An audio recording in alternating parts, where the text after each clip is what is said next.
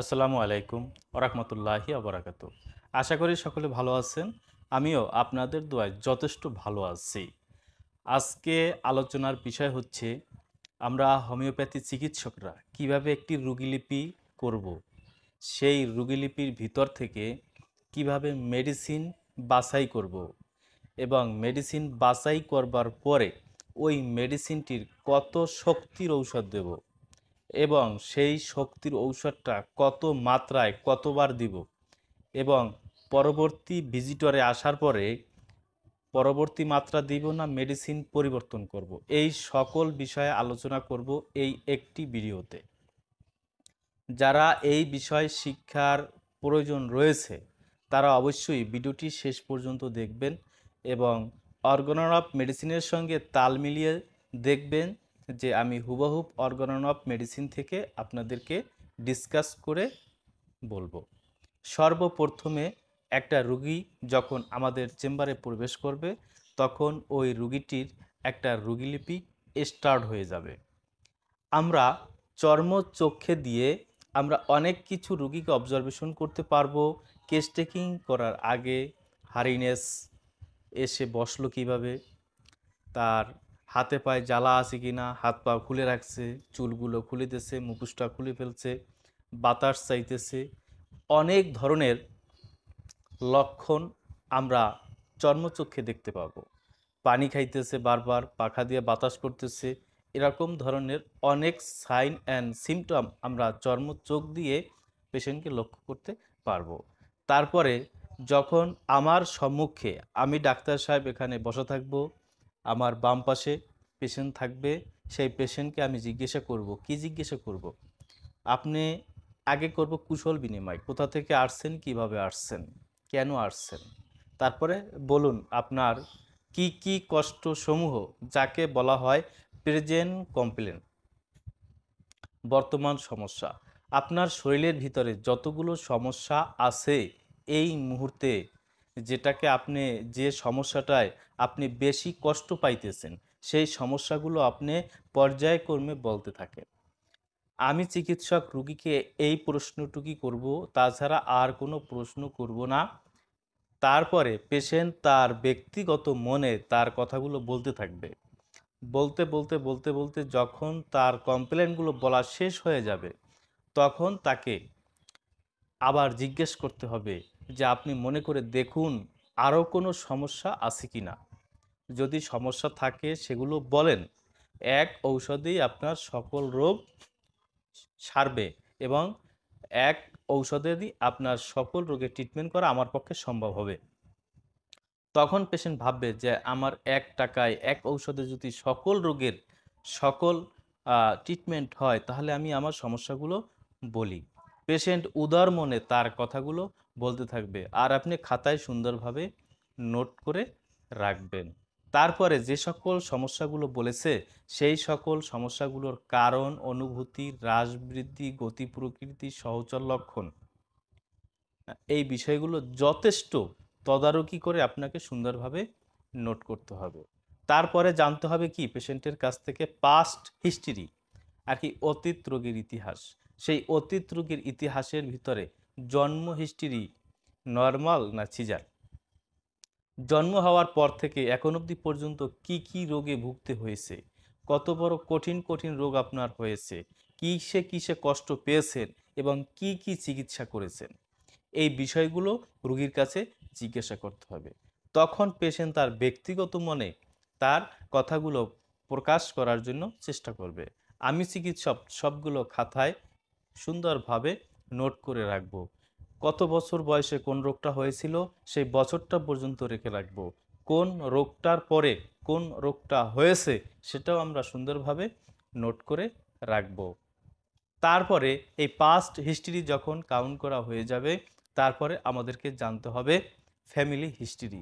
এই ফ্যামিলি হিস্ট্রির ভিতরে কে কোন রোগে ভুগছেন এবং কে কোন রোগে ভুগে কত বছর বয়সে মারা গেছেন, কত বছর বয়সে মারা গেছেন, বংশের ভিতর পাগল, মাথা খারাপ, দস্যু এগুলা ছিল কিনা, বংশের ভিতর কেউ সুইসাইড করেছিল কিনা, কারো যক্ষ্মা হয়েছিল কিনা, গনোরিয়া হয়েছিল কিনা, সিফিলিস হয়েছিল কিনা, এই বিষয়গুলো যথেষ্ট তদারকির মাধ্যমে আপনাকে খাতায় নোট করতে হবে। তারপরে পেশেন্টের কাছ থেকে জানতে হবে জেনারেল সিমটম। আপনার শরীরে শীত বেশি না গরম বেশি, আপনি শীতে ভালো থাকেন কি শীতে আপনার কষ্ট হয়, আপনার গরমে ভালো থাকেন না গরমে কষ্ট হয়, এই বিষয়গুলো সুন্দরভাবে পেশেন্টের কাছ থেকে নিতে হবে। না বর্ষা এবং শীত দোনোটাতেই তার কষ্টগুলো সমানভাবে বেড়ে চলে, এই বিষয়গুলো দেখতে হবে। একটা হচ্ছে জেনারেল সিমটম আমার শীত বেশি, আর একটা হচ্ছে শীতে আমার রোগ বৃদ্ধি হয়, এটা হচ্ছে জেনারেল মডালিটিস। আমার চটপট ঠান্ডা সর্দি ধরে, এটাও একটা জেনারেল সিমটম। তো এই জেনারেল সিমটমগুলো আরও ইত্যাদি সিমটমগুলো খাতায় নোট করার পরে তার এর পরবর্তী স্টেপে জানতে হবে সার্বদায়িক লক্ষণ। এই সার্বদায়িক লক্ষণের ভিতর কি আছে? ক্ষুধা, খাদ্য, পিপাসা, লালা, বায়ু নিঃসরণ, মল মূত্র, ঘুম,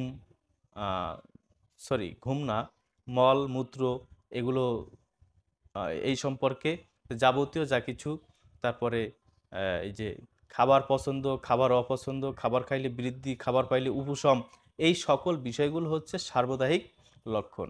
আর এই সার্বদায়িক লক্ষণের ভিতরে আরও একটি অপশন রয়েছে, সেটা হচ্ছে মেল অ্যান্ড ফিমেল জেনিটেলিয়া। এই মেল অ্যান্ড ফিমেল জেনিটেলিয়ার ভিতরে কোনো ধরনের কোনো সমস্যা আছে কি না, সেই সমস্যাগুলো সুন্দরভাবে খাতায় নোট করতে হবে। এখন এই সার্বদায়িক লক্ষণ নোট করার পরে এই সার্বধায়িকের ভিতরে আপনি মেল অ্যান্ড ফিমেল জেনিটেলিয়াও নোট করে নেবেন, বা এটাকে যৌন জীবন বলে আখ্যা দেওয়া হয়, বা এই মেল অ্যান্ড ফিমেল জেনিটেলিয়ার কোনো সমস্যা আছে কি না সেগুলো ওই কোঠায় আপনি লিখবেন। তারপরে আপনি পেশেন্টের কাছ থেকে মেন্টাল সিমটম কালেক্ট করবেন। এখন কথা হচ্ছে, আপনি সেই চেম্বারে শুরু করা থেকে এখন পর্যন্ত আপনি অনেক মেন্টাল লক্ষণ তার ভিতরে আপনি দেখতে পাইছেন। তার কথা বলা, তার স্মরণশক্তি সম্পর্কে, তার কি মনে থাকে মনে থাকে না, এটা আপনি ক্যালকুলেশন করে পেয়েছেন। কারণ পাস্ট হিস্ট্রি বলার সময় পেশেন্ট বারবার ভুলে যেত, আপনি তাকে মনে করাই দিতেন। প্রেজেন্ট কমপ্লেন বলার সময় বারবার সে ভুলে যেত, সেক্ষেত্রে একটা ফরগেটফুলনেস একটা সিমটম আমার মাথায় এসে উপস্থিত হলো। তারপরও আমি সেটাকে যাচাই বাছাই করার জন্য পেশেন্টকে আবার আমি প্রশ্ন করতে পারি যে আপনার স্মরণশক্তি কেমন, আগের মতো আছে না কমে গেছে? তখন পেশেন্ট একথা বলতে বাধ্য হবে, ডাক্তার সাহেব আমি এইমাত্র একটা জিনিস এক জায়গায় রাখলাম, কিন্তু তারপরে সেটা আমার মনে নেই, কিন্তু 5 বছর আগের কথা মনে আছে। এটা হচ্ছে ম্যাডোরিনামের সিমটম। তো যাই হোক, আমি এই মেন্টাল সিমটমের ভিতরে যে যতগুলো মেন্টাল সিমটম আছে, ভয়, ভীতি, ডিজায়ার, অ্যাভারশন, মানসিক দুশ্চিন্তা, ভালো লাগা, খারাপ লাগা, গান করা, হ্যাঁ, রাগ, রাগ সান্ত্বনায় বাড়ে কমে, ইত্যাদি অনেক ধরনের সিমটম আছে। সেই সিমটমগুলো আপনারা সুন্দরভাবে খাতায় নোট করবেন। এই নোট করার পরে আপনার টোটাল রোগীলিপি আপনার কাছে কমপ্লিট হয়ে যাবে। তারপর পেশেন্টকে জিজ্ঞেস করতে হবে যে আরও যদি আপনার কোনো সমস্যা থেকে থাকে, আরও যদি কোনো সমস্যা থেকে থাকে সেই সমস্যাগুলো আপনি বলতে পারেন, আপনার বলার জন্য সুযোগ আছে। হ্যাঁ, তবে একটা কথা আমি বলতে ভুলে গেছি, যখন আপনি প্রেজেন্ট কমপ্লেন নোট করবেন তখন তাকে আরও বলার সুযোগ করে দিবেন। প্রয়োজনে আপনি তাকে কোনো কিছু মনে করাই দিবেন। যে যে রোগের কথাগুলো বলে নাই, আপনার ধারণার রোগগুলো থাকতে পারে পেশেন্টের ভিতরে, কমনভাবে থেকে যায়, সেই রোগগুলো সম্পর্কে আপনি তাকে মনে করাই দেবেন। ঠিক পাস্ট হিস্ট্রির সিমটম কালেকশনের সময়ও আপনি কি করবেন, এইভাবে সুন্দরভাবে মনে করাই দিবেন। তাহলে কি হবে, আপনার রোগীলিপিটা স্বচ্ছ হবে। যে এখন টোটালিটি রোগীলিপিটা আপনার হাতে এসে পৌঁছেছে, এখন আপনি ঔষধ নির্বাচন করবেন। এখন কিভাবে ঔষধ নির্বাচন করবেন? ঔষধ নির্বাচন করার জন্য ঔষধের নিজস্ব কথা বা ঔষধের ক্যারেক্টার সিমটম আছে, সেই ক্যারেক্টার সিমটম সম্পর্কে আপনার জানতে হবে, যেটাকে বলা হয় মেডিসিনাল নলেজ। যদি আপনি মেডিসিনাল নলেজ সম্পর্কে যদি না জানেন, তাহলে আপনি মেডিসিন সিলেকশন করতে পারবেন না। ধরুন আপনি কোনো মেডিসিন সম্পর্কে যথেষ্ট জানেন, শুধু জানেন কি এক পার্ট, যে মেডিসিনটা কি কি রোগ সারে, কিন্তু সেভাবে নয়। আপনাকে মেডিসিন শিখতে হবে মেডিসিনের ইন জেনারেল ক্যারেক্টার সিমটম, সেই সিমটমগুলো আপনাকে জানতে হবে। এখন এই রোগীলিপির ভিতর থেকে আমি কি সিমটমের দাম দিব? অসাধারণ, বিরল, একক লক্ষণকে আমি সবচাইতে বেশি প্রাধান্য দেব। বেশি প্রাধান্য দিয়ে তারপর আমি মেডিসিন সিলেকশন করব। যেমনিভাবে আমি শীত কাতর, এটা কি ইন জেনারেল আমি শীত কাতর। এখন শীত কাতর মেডিসিন লাইকোপোডিয়াম, ফসফরাস, টিউবারকুলিনাম, দেখেন ভাগ হয়ে যাচ্ছে। তারপরে আমি গরমে কাতর, আমার খুব গরম বেশি, ম্যাডোরিনাম, সালফার ইত্যাদি, এরকম ধরনের আরও অনেক মেডিসিন আছে। তাহলে আমাকে এমন সিমটমের গুরুত্ব এবং এমন সিমটমের দাম দিতে হবে যে একটা আমাকে মেডিসিনের সন্নিকটে নিয়ে যায়, সেই ব্যবস্থা আমাকে করতে হবে। ধরুন আমার খুব আইসক্রিম খাওয়ার ইচ্ছা, ঠান্ডা খাবারের প্রচণ্ড ইচ্ছা, ম্যাডোরিনাম, ফসফরাস ইত্যাদি। তারপরে আমার বারবার পানির পিপাসা, পানির তৃষ্ণা, ম্যাডোরিনাম ইত্যাদি আরও অনেক মেডিসিন আছে। এখন এই সিমটমগুলো আপনার যথেষ্ট ইম্পর্টেন্ট। তারপর মেন্টাল সিমটম, আমি যখন ঘরে থাকি তখন মনে হয় আমার এই পর্দাটার পিছনে কোনো একটা লোক আছে এবং আমাকে ধরতে পারে, এই ভয় আমাকে কাজ করে, সেই ভয় আমি ওইদিকে যাই না। থুজর একটা ক্যারেক্টার সিমটম।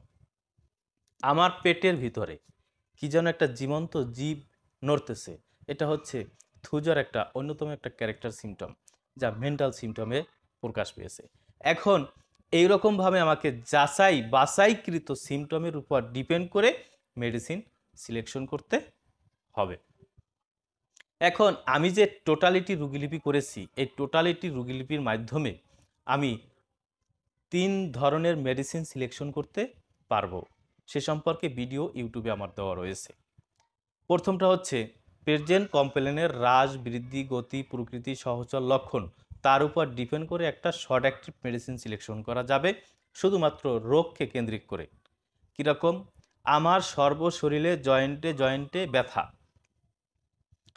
সেই ব্যথাগুলো শুয়ে থাকলে প্রচণ্ড বাড়ে, আর একটু হাঁটাচলা করলে প্রথম দিকে বাড়ে, তারপরে কমে যায়।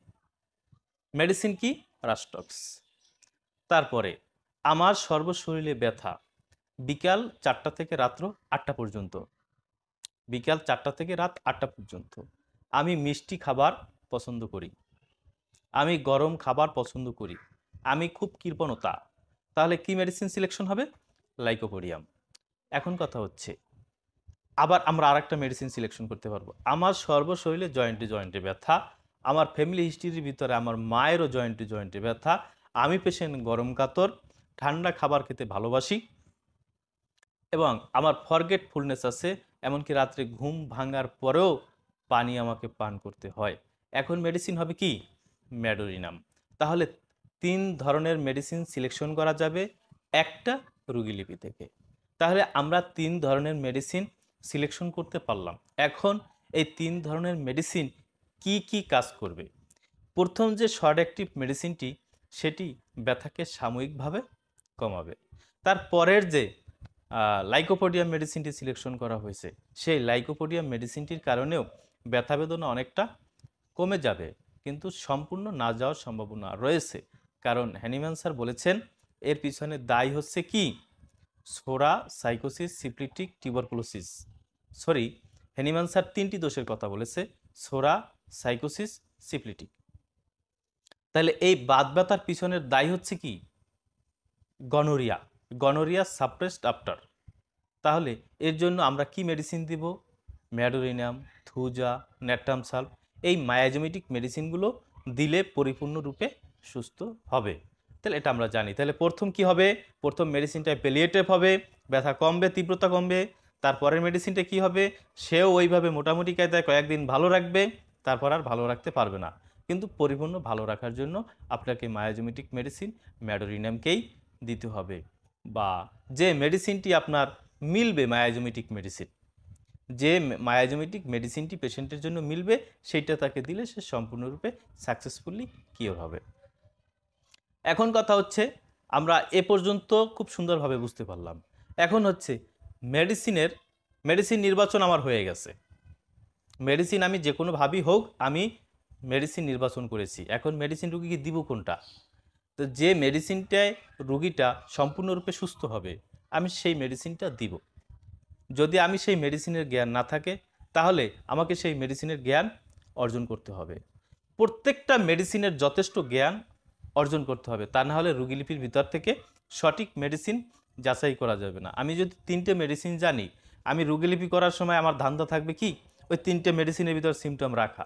রোগী যা বলে বলুক, আমার কাম আমি মেডিসিনাল সিমটম আমি আমার খাতায় নোট করব। তাহলে হবে মন গড়া রোগীলিপি। রোগীলিপির একটা স্তর আছে, এনিম্যান স্যার যেভাবে নির্দেশনা দিয়েছেন সেইভাবে রোগীলিপি খুব সুন্দরভাবে করতে হবে।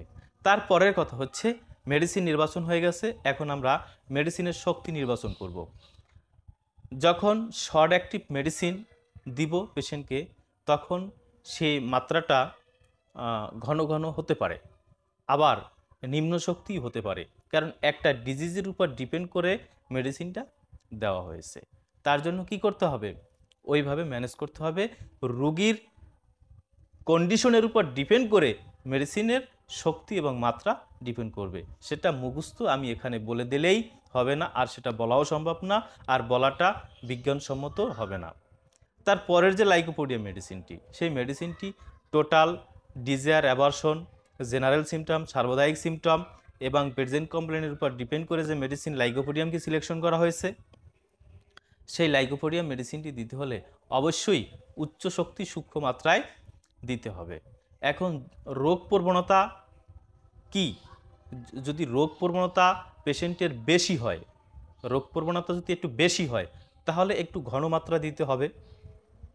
আবার যদি রোগ প্রবণতা একটু কম থাকে তাহলে পাতলা দিলেও হবে আর কি, মাত্রাটা অনেক দেরিতে আর কি।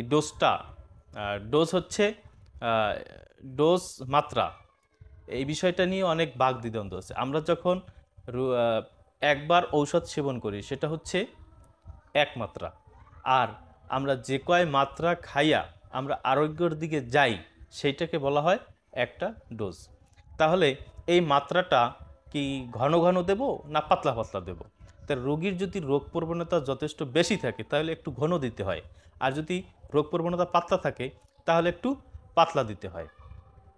তাহলে আমরা মেডিসিন নির্বাচন করতে পারলাম। এখন কথা হচ্ছে আমরা যদি ম্যাডোরিনাম পেশেন্টকে দেই তাহলে কি দিতে হবে? অবশ্যই উচ্চ মাত্রা এবং সূক্ষ্ম শক্তি। এখন কথা হচ্ছে 50 সহস্রতমিক দিব না শততমিক দিব, সেটা হচ্ছে আপনার উপর ডিপেন্ড করবে এবং পেশেন্টের উপর ডিপেন্ড করবে। আপনি যদি শততমিক ঔষধ দিয়ে রোগীকে আরোগ্য করার চান্স যথেষ্ট রাখেন, আপনি যদি পারেন তাহলে পারবেন। আর যদি দেখেন যে বিঘ্ন ঘটে, অ্যাগ্রাভেশন হয়ে যায়, অ্যান্টিডোর করতে হয়, এই করতে হয়, সেই করতে হয়, তাহলে আপনি 50 সহস্রতমিক মেডিসিন যদি পেশেন্টের রোজ প্রয়োজন হয় রোজ দিবেন, আর যদি রোজ প্রয়োজন না হয় তাহলে কি করবেন? রোজ দিবেন না। সকল মেডিসিন, ওই যে রাস্টক্স, লাইকোপোডিয়াম, ম্যাডোরিনাম, এগুলো আপনি সব মেডিসিনগুলোই আপনি 50 সহস্রতমিক দিতে পারেন। রোগীর প্রয়োজন অনুযায়ী একবার দিবেন কি দুবার দিবেন সেটা আপনি ডিপেন্ড করবেন পেশেন্টের জন্য। এখন হয়ে গেল মেডিসিন নির্বাচন, তারপর শক্তি নির্বাচনটা বাকি আছে। শক্তি নির্বাচন, ওই যে নিম্ন শক্তি আর উচ্চ শক্তি নির্দিষ্ট নেই যে আপনি 200 দিবেন, 1 দিবেন, এরকমভাবে নির্দিষ্ট নেই। নশট মেডিসিন নিঃসন্দেহে উচ্চ শক্তি এবং সূক্ষ্ম মাত্রা দিতে হবে, কিন্তু যে কত দিবেন সেটা মুখস্থ নাই, সেটা আপনার বিবেক বিবেচনা করে দিতে হবে এবং আপনার চিকিৎসার ধারা অনুযায়ী, আপনি দীর্ঘদিন চিকিৎসা করেছেন সেই অনুযায়ী আপনার ভিতরে একটা নলেজ আসছে, নিমান স্যার কিছু নলেজ দিয়েছেন, তারপর আপনার একটা নলেজ তৈরি হয়েছে, তার উপর ডিপেন্ড করে আপনি মাত্রা, ডোজ, শক্তি এগুলো আপনাকে নির্বাচন করতে হবে। আমি মুখস্থ বললে চলবে না।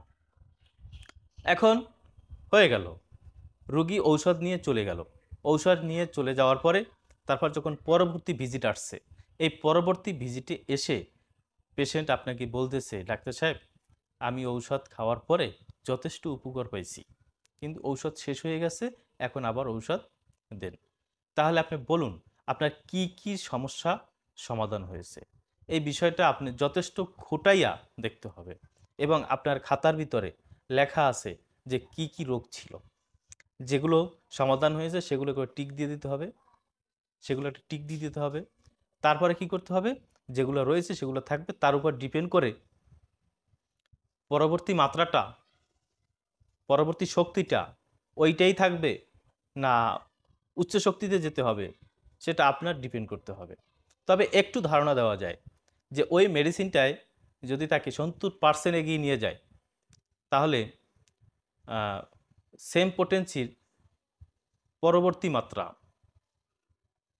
কারণ এখানে আরেকটু বুঝাই, ধরেন লাইকোপোডিয়াম পেশেন্টকে দেওয়া হয়েছে 2 মাত্রা, তারপরে এসেছে কতদিন পরে, 1 মাস পরে এসেছে। এই 1 মাস পরে আপনি কি করবেন? যদি পেশেন্টের কাছে ওই মেডিসিনটা 2 মাত্রায় সম্পূর্ণ শেষ হয়ে যায়, তাহলে তো আর কিছু করার থাকবে না। আর যদি ওই জায়গায় ঔষধ থাকে, তাহলে ওইটা দিয়ে ডোজ করতে পারবেন। আর যদি আপনার কাছে ওইটাও না থাকে, তাহলে কি করবেন? অবশ্যই পরবর্তী যে পোটেন্সিটা আছে শততমিক, সেই পোটেন্সি থেকে 2 মাত্রা পেশেন্টকে আবার দিবেন। সহস্রতমিকের বেলায় কি করবেন? পরবর্তী পোটেন্সি দিবেন। তবে বেশিরভাগ ক্ষেত্রেই পরবর্তী পোটেন্সিই আসে। কখন? যখন পেশেন্ট যথেষ্ট আরোগ্য হয়েছে। আবার পেশেন্ট যদি এসে এই কথা বলে, ডাক্তার সাহেব আমি ঔষধ খাইলাম এই রোগের জন্য, রোগে এটা ভালো হয়েছে, দেখেন তো আমার আবার এই রোগটা দেখা দিচ্ছে, তখন আপনার খাতায় দেখতে হবে 5 সৃষ্টির ভিতর লেখা রয়েছিল কোন রোগটা পরে কোন রোগটা আসছিল। আপনি জানেন যে আরোগ্যর সূচনা এভাবেই হয়ে থাকে। কারণ বাত ব্যথা আসছে কেন? গনোরিয়া চাপা দেওয়ার পরে, ঔষধ দেওয়ার পরে বাত ব্যথা চলে গেছে, গনোরিয়া বাত ব্যথা চলে গেছে, গনোরিয়া ফিরে আসছে। এখন আপনি কি বুঝলেন? যে আপনার মেডিসিনে আরোগ্য করতেছে, কিন্তু পেশেন্ট ভাবতেছে কি যে আমার সমস্যা আবার দেখা দিচ্ছে। এটা কি করতে হবে? পেশেন্টকে বোঝাতে হবে চর্মরোগ চাপা দেওয়ার পরে মাথা ব্যথা হয়েছে বা শ্বাসকষ্ট হয়েছে, আপনি সব কিছু মিলিয়ে ঔষধ দিচ্ছেন, ঔষধ দেওয়ার পরে শ্বাসকষ্ট বা মাথা ব্যথা ভালো হয়ে গেছে, চর্মরোগ ফিরে আসছে, পেশেন্ট আইসা কমপ্লেন করতেছে। এখন কি করবেন? তাহলে পেশেন্টকে বুঝিয়ে বলতে হবে যে আপনার এই চর্মরোগটা চাপা দেওয়ার কারণে এই সমস্যাগুলো হয়েছিল, এখন আমি আপনার চর্মরোগ সারাবার জন্য ঔষধ দিয়ে দিচ্ছি। এটা পেশেন্টকে বলে সান্ত্বনা দিতে হবে। আপনি তো চর্মরোগ সারাবার জন্য ঔষধ দিবেন না। তখন আপনি কি করবেন? সাধারণভাবে রিকেস্টিকিং করতে হবে যে আসলে আমি যে সমস্যার জন্য ঔষধ দিয়েছিলাম সেগুলো চলে গেছে, এখন নূতন সমস্যা, পূর্বের সমস্যা ফিরে আসছে, এখন আমি কি করব? অপেক্ষা করব না ঔষধ দেব? তাই আহ, যদি দেখেন যে অপেক্ষা করলে অটোমেটিক সারতে পারে, তাহলে অপেক্ষা করবেন আর ফাইটম দিয়ে। আর যদি অপেক্ষা করার পরে না সারে, তাহলে আপনি কি করবেন? রিকেস্টিকিং করতে হবে। রিকেস্টিকিংয়ের উপর ডিপেন্ড করে আপনি একটা রুগীকে মেডিসিন দিবেন, সেই মেডিসিনের উপর ডিপেন্ড করে ওই রোগটা সেরে যাবে। এভাবে যতগুলো রোগ সাপ্রেসড আছে পর্যায়ক্রমে আসবে, আর আপনাকে সেইটার রিকেস্টিকিং করে ঔষধ দিয়ে তাকে একটা রুগীকে সম্পূর্ণরূপে সুস্থ করে দিবেন। এখন কথা হচ্ছে নোসোডের বেলায় একই পরিস্থিতি, শর্ট মেডিসিনের বেলায় একই পরিস্থিতি। তাহলে আপনার টোটাল রোগীলিপি থেকে ঔষধ নির্বাচন, ঔষধ নির্বাচনের পরে পোটেন্সি নির্বাচন, পোটেন্সি নির্বাচনের পর মাত্রা নির্বাচন হয়ে গেল এবং পরবর্তী ভিজিটও হয়ে গেল। এখন কথা হচ্ছে এই টোটাল যে আলোচনাটু করেছি, এই আলোচনাটু করেছি অর্গানল অফ মেডিসিনের আলোকে, এর বাইরে আমি একটা কথাও বলি নাই। আর এই যে আহা বলেছি, এর বিকল্প কোনো রাস্তাও নেই, বিকল্প কোনো রাস্তা থাকবে না। কিন্তু এখন একটা ইম্পর্টেন্ট কথা হচ্ছে, আমরা শর্ট অ্যাক্টিভ মেডিসিন, সাধারণ ডিপ মেডিসিন, এই সমস্ত মেডিসিন দেওয়ার পরেও যদি সেই মায়াজোমেটিক ঔষধ দিতে হয়, তাহলে আমরা যদি আগে দেই তাহলে কি কোনো সমস্যা আছে? না, আমাকে আগে দেওয়ার জন্য পারমিশন দেওয়া আছে। কখন? যখন কোনো পেশেন্ট আমাদের নিকট আসবে, তখন রোগীলিপি করার পরে যে মেডিসিনটি আসে সেই মেডিসিনটি রোগীকে দিব। কিন্তু ধাতুগত দোষের উপর ডিপেন্ড করে, ধাতুগত রোগের উপর ডিপেন্ড করে, বংশগত রোগের উপর ডিপেন্ড করে যে মেডিসিনটি আসে, সেই মেডিসিনের 2টা পুইরা বা একটা পুইরা তাকে খাওয়াই দিবেন, তারপর সিলেক্টেড মেডিসিনটি দেওয়ার জন্য এরকমভাবে পারমিশন আছে। কিন্তু তখন কি হয় যে ধরুন একটা পেশেন্টকে বংশে যক্ষ্মা আছে তাই বলে তাকে টিউবারকুলিনাম 2 মাত্রা দিয়ে তারপর নেট্টামিউর দেওয়া হয়েছে। এখন এই ২টা মেডিসিন, একটা মেডিসিনের ক্রিয়া ভিতরে আছে আর একটা মেডিসিন পরবর্তী স্টেপে চলতেছে। তখন কোন মেডিসিন কাজ করতেছে? অবশ্যই পিছনের মেডিসিনটি কাজ করতেছে। আরও আপনারা আরেকটা ব্যাপার জেনে থাকবেন যে আমাদের দেহের ভিতর রোগ উপসর্গ বা যাবতীয় যা কিছু তৈরি করে জীবনী শক্তি। কেন তৈরি করে? কারণ অশুভ শক্তিরা আইসা জীবনী শক্তিকে আক্রমণ করে বা প্রাকৃতিক পরিবেশের কারণে ভিতরে থাকার অশুভ শক্তিগুলো জাগ্রত হয়ে ওঠে। তখন আমাদের দেহরক্ষক জীবনী শক্তি তাদেরকে ঠেকানোর জন্য একটা বাঁধ সৃষ্টি করে। এই বাঁধে আমাদের শরীরের ভিতর বিভিন্ন ধরনের উপসর্গ সৃষ্টি হয়। আর এই উপসর্গগুলো সৃষ্টি হয়ে কেন? ডাক্তারের কাছে সহযোগিতা চাওয়ার জন্য। কে চায় সহযোগিতা? জীবনী শক্তি। যে আমাকে অশুভ শক্তি আক্রমণ করেছে, আমি এই সাইন অ্যান্ড সিমটম প্রকাশ করলাম। এই সাইন অ্যান্ড সিমটমের মাধ্যমে আমাকে সহযোগিতা করার রাস্তা বের করে দিয়েছি। আমাকে অস্ত্র দাও। আমরা ওই জীবনী শক্তিকে ঔষধ অস্ত্র হিসাবে জীবনী শক্তিকে দেই এবং সেটা দিয়ে জীবনী শক্তি কাজ করায়। আমরা কোনো কিছুই করতে পারি না। তবে সেই হিসাবটা রেখে আমরা সদা সর্বদা সব সময় আমরা কাজ করব। এটি হচ্ছে আমাদের মূল টার্গেট। আমাদের কাছ থেকে যদি একটা রুগী ফেইলর হয়ে যায়, রুগী অসুস্থ আসে, সুস্থ না হয়, তাহলে আমাদের এটা একটা দুর্নাম। কিন্তু হ্যানিম্যান স্যার বলেছেন যে হোমিওপ্যাথিতেই সুস্থ হবে। কিন্তু আনকিউরেবল ডিজিজ আছে কিছু, যেগুলো দুরারোগ্য ব্যাধিতে পড়ে গেছে, সেগুলো আরোগ্য হবে না। কিছু সংখ্যক রোগ আছে যেগুলো দেখা যাচ্ছে যে চোখ অন্ধ হয়ে গেছে। কেন অন্ধ হয়ে গেছে? এখানে অ্যানাটমি ফিজিওলজির ব্যাপার স্যাপার আছে যে চোখের ভিতরে যে নার্ভ থাকে, নার্ভগুলো শুকিয়ে গেছে, নষ্ট হয়ে গেছে, সেটা আর ফিরিয়ে আনা যাবে বলে আশা করা যায় না। এরকম কিছু ব্যাপার স্যাপার আছে। ভালো ছিল যে কোনো কারণবশত অপচিকিৎসা বা যে কোনো কারণবশত সেটা ড্যামেজ হয়ে গেছে, নষ্ট হয়ে গেছে, তখন আর সেটা কাজ হয় না। যে কোনো কারণবশত আঙ্গুলে গ্যাংরিন হয়েছে, গ্যাংরিন হওয়ার পর পচে গেছে, পচে যাওয়ার পর এটাকে এখন কেটে ফেলে দিতে হবে, ফেলে দিয়েছে, এখন সেখান থেকে আঙ্গুল আর বাড়তি হয়ে বড় হবে না। তো যাই হোক, কিছু আনকিউরেবল ডিজিজ আছে, সেগুলো কোনোভাবে আরোগ্য হবে না। কিছু কিছু সার্জারির ব্যাপার স্যাপার রয়েছে। আমরা হঠাৎ করে অনেক দিন পর পেশেন্ট আমাদের কাছে আসলে আমরা ট্রিটমেন্ট করার পরে দেখতেছি যে না, আরোগ্য করার কোনো সুযোগ নেই বা আরোগ্য হচ্ছে না, তখন সার্জারির প্রয়োজন রয়েছে। তো সেই বিষয়গুলো আমাদেরকে যথেষ্ট নলেজ রেখে এই হোমিওপ্যাথিক চিকিৎসা আমাদেরকে শিখতে হবে এবং করতে হবে। এর বিকল্প কোনো পথ নাই। হোমিওপ্যাথিক চিকিৎসক হতে চাইলে অবশ্যই যথেষ্ট লেখাপড়া অধ্যয়নের ভিতর দিয়েই হোমিওপ্যাথিক চিকিৎসক হওয়া যাবে। তাছাড়া এর বিকল্প কোনো রাস্তা আমি দেখি না। তো এই যে আলোচনা আপনারা শুনছেন, এই আলোচনা মোতাবেক আপনার যদি ভালো লাগে আপনি অবশ্যই কাজ করবেন। আর আমার এই চ্যানেলের ভিতরে অনেক ধরনের ভিডিও রয়েছে যা হোমিওপ্যাথিক সকল ধরনের শিক্ষাকে সহায়ক হিসাবে কাজে দিবে। আপনারা চাইলে সেগুলো দেখতে পারেন। আর আমার এই ভিডিওটি যদি ভালো লাগে অবশ্যই আপনার কাছে কমেন্টের আশা করব। ভালো লাগলে অন্যকে শেয়ার করার জন্য আমি পরামর্শ করব যে অন্যকে শেয়ার করেন। সবচাইতে মূল কথা হচ্ছে বই পড়তে হবে, ঘাঁটতে হবে, ভাবতে হবে, শেখার জন্য যথেষ্ট প্রচেষ্টা থাকতে হবে। আর এই প্রচেষ্টা যদি না থাকে, আমি কঠিনকালেও উপরের স্কেল অর্জন করতে পারবো না, এটা আমি দৃঢ় গলায় বলতে পারি। তো যাই হোক, অর্গানন অফ মেডিসিনের 1 নম্বর সূত্রের ভিতর বলা রয়েছে, the physician's high and only mission is to restore the sick to health to cure as it is term. একজন চিকিৎসকের একমাত্র মহৎ উদ্দেশ্য হচ্ছে রুগ্ন থেকে হেলথে পরিণত করা, আর সেটা পূর্বের মতো।